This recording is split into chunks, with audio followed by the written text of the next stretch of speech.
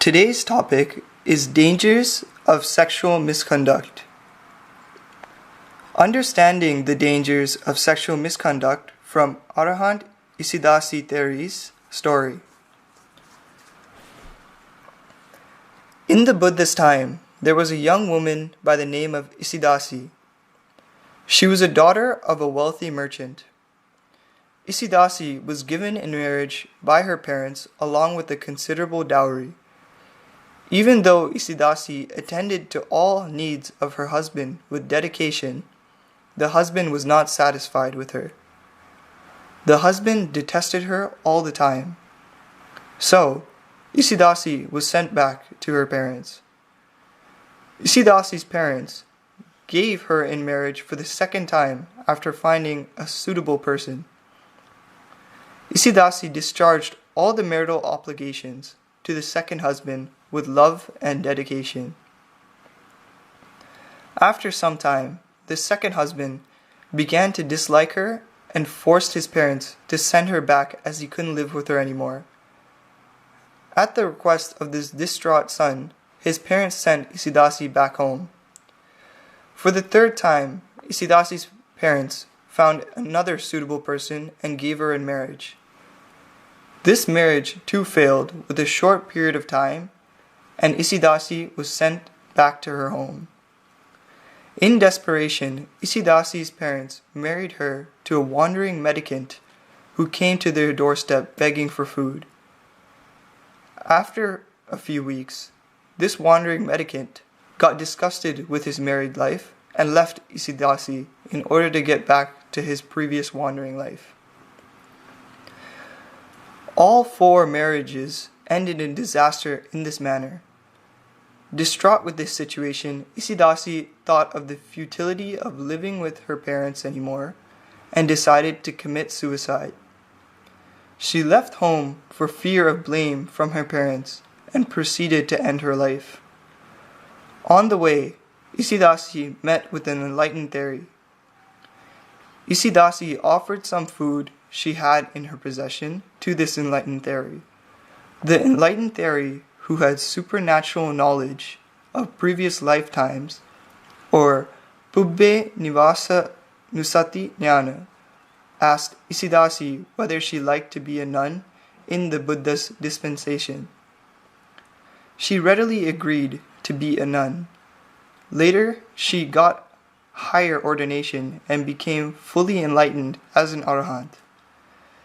After attaining arahantship, Isidasi Theri investigated her past births through this supernatural knowledge of previous lifetimes. Pubbe Nivasa Nusati Jnana. Looking for the causes of disastrous marriages in this lifetime, she investigated her preceding 5 births through this knowledge and found that in her 5th previous birth, she was a nobleman in a city. This nobleman took a rebirth after death as a monkey due to sinful acts of sexual misconduct. Sexual misconduct means having extramarital relationships with any individual other than one's spouse. A special note has to be made at this point. Kamma results would be different from actual acts of sexual misconduct and having thoughts on committing acts of sexual misconduct.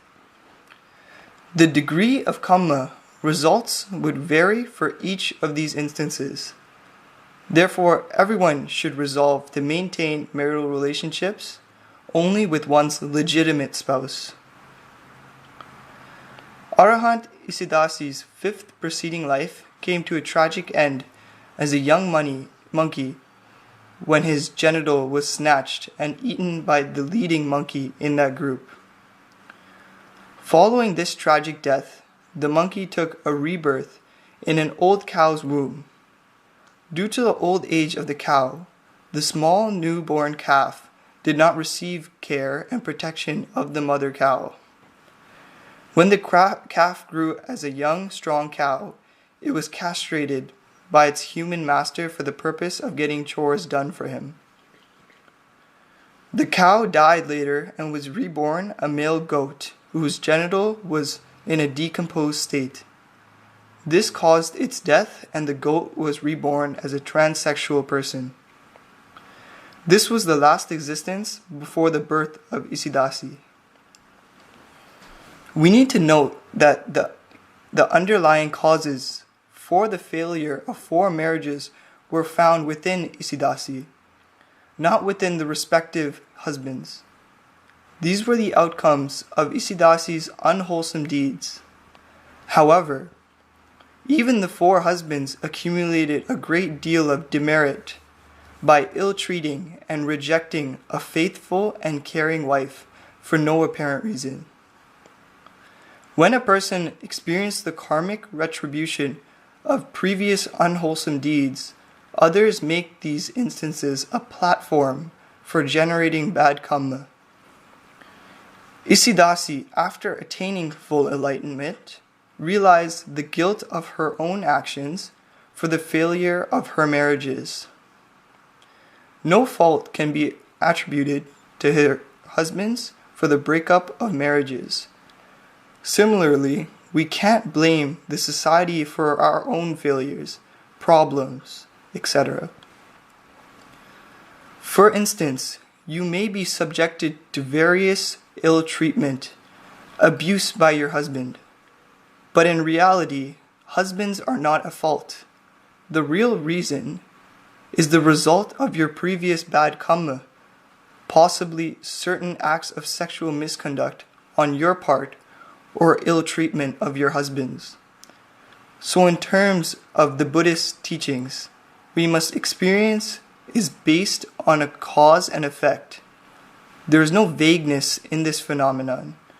If you dislike a harmful effect, you need to dispense with the applicable cause which brings about that harmful effect.